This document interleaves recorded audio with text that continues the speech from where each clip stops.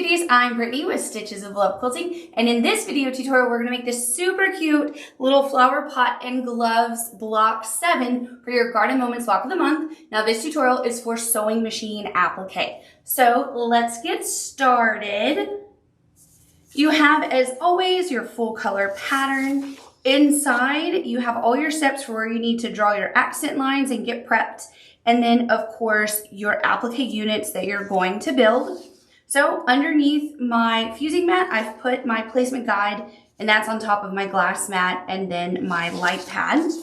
Now, what I like to do is organize my pieces numerically. It makes it nice and easy. So I'm going to put my pattern off to the side as a guide. And what we're going to start with is applique unit 1, pieces 1 through 9. So we're building this little top part. Then our second unit is going to be the pot and one of the gloves. And then our third unit is going to be the pretty sweeping flowers down here. Then we'll assemble all 3 onto our fabric at one time.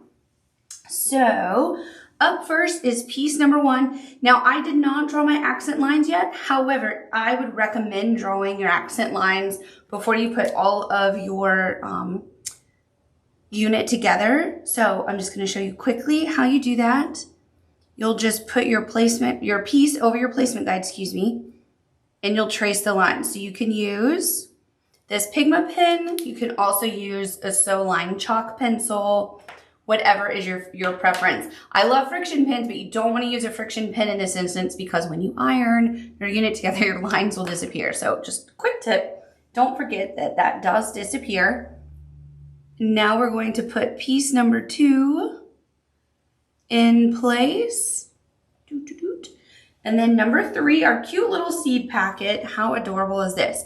Oh, look, I moved that. Don't move. There we go. Let's see, that wants to move a lot. If you have a piece that's moving before it overlaps, give a little touch of the iron and it'll stay in place on your fusing mat. Now we're gonna put our seed packet. This is a rectangle, just to let you know it's not square, so make sure you have your lines going up and down vertically. Then we have our green, which goes right here. And then our flower. So as always, I put this on my placement guide, or you can use your reverse applique pieces. And I drew the arrow facing up so that I know which way it goes. I do that for the flowers every month on this quilt because all the flowers are the same, but just a little different.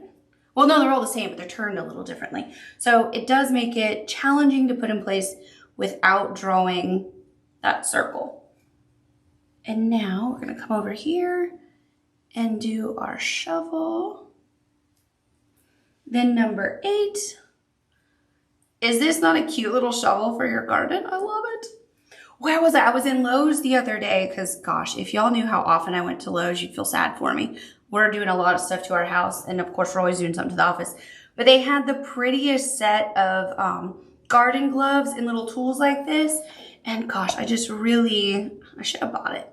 But I don't need it because one thing I don't do is garden enough. I want to. I have high hopes for myself of doing it, and I buy, like right now, I just have 1 pot of pansies. And as my husband said, he's the one keeping it alive, which, thank you, Stephen. You are the one keeping it alive.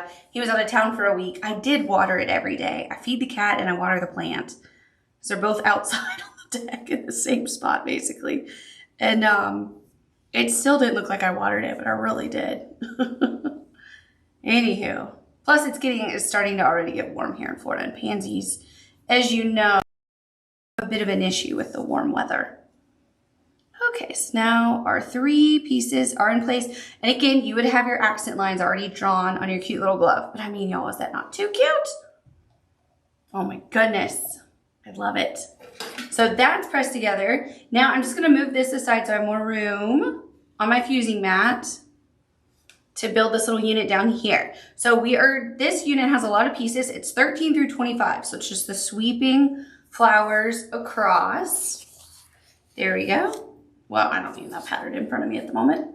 So I have my pieces ready to go. I peeled the backing off some of them, but then on my flowers and my leaves, I did leave the paper backing still because I have the numbers written on it, like I mentioned in the pattern. So 14, facing up with my arrow, and just peel it right off. There we go. Get that in place.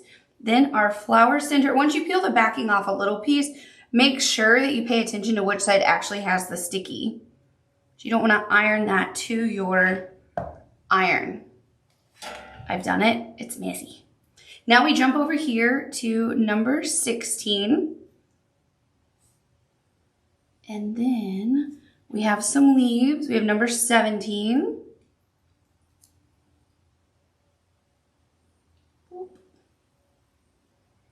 And then 18.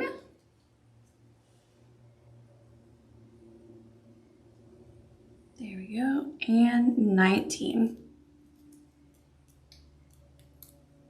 Whoop. My fingers don't want to work. There we go. And whoop. Your leaves are not symmetrical, so do pay attention to your placement guide. There we go. And now we just have some flowers to put down. I love building units. Are they not so easy? Okay, so I have my arrow facing that way. Number 20 is the center flower. And we'll put its flower center on. Then we have 22 is the flower to the left. Again, look at your arrow. And I'm gonna bring that over a little. There we go. I am going to give that a little press because I wiggled it some. Now our flower center.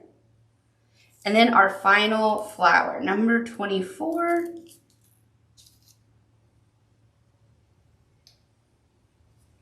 There we go. And our flower center. Cute. How fun is that? There are a lot less flowers in this block than some. Remember the wheelbarrow? You probably do. There are a lot of flowers.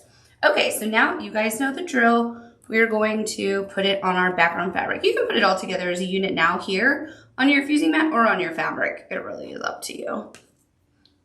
I'm going to do it on my fabric. Why not? You could. There's no right or wrong way here in terms of building it into one unit now or putting it on your fabric right away. Alrighty, and just be careful. I just got my nails done and I trimmed them because they've been breaking, and I have to tell you, I can't grip anything, so I'm sorry if I look a little clumsy in the video. I just can't quite grasp any pieces without any nails whatsoever. Okay, so I did not iron my background fabric yet, which I should have done before.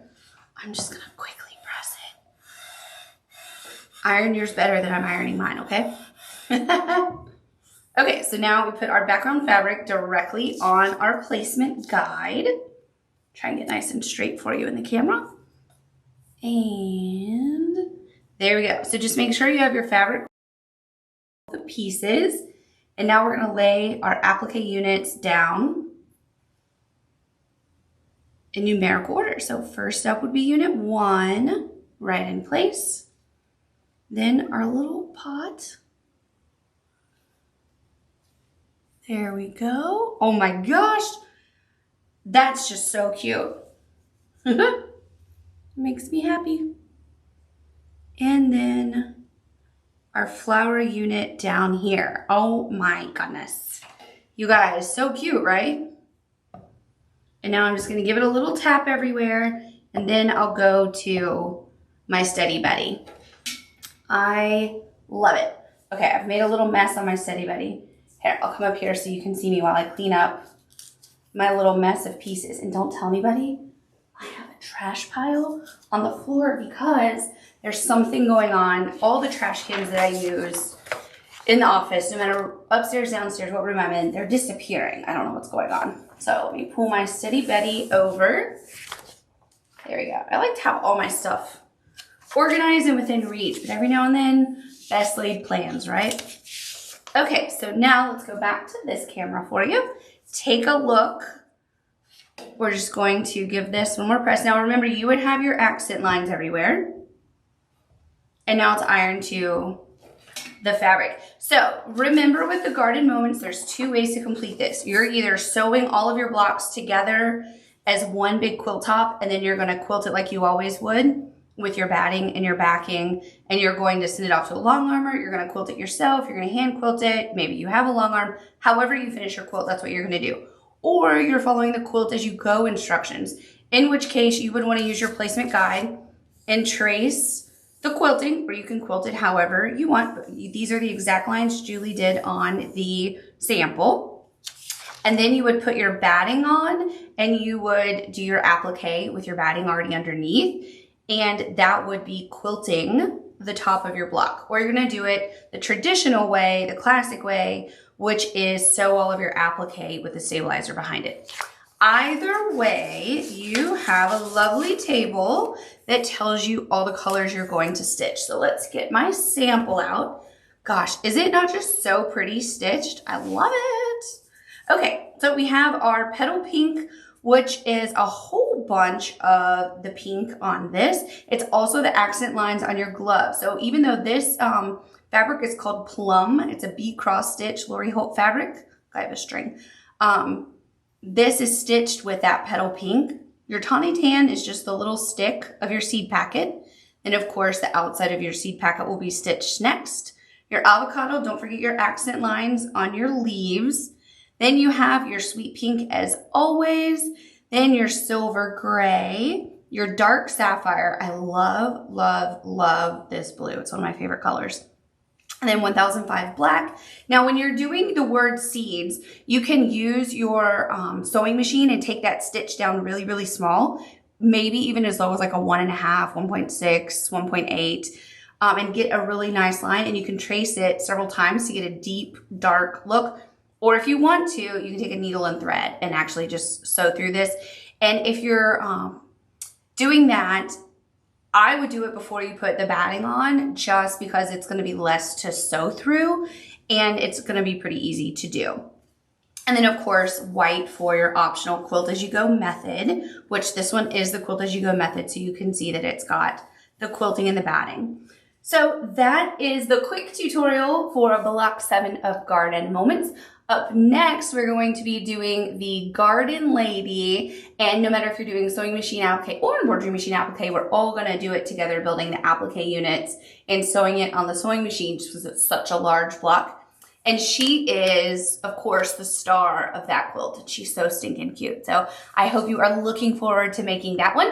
After we make the Garden Lady, then we move into making all the really cute borders, because there's applique borders on this quilt, which I think really set it off as well. So thank you for being a member of Garden Moments, and happy stitching!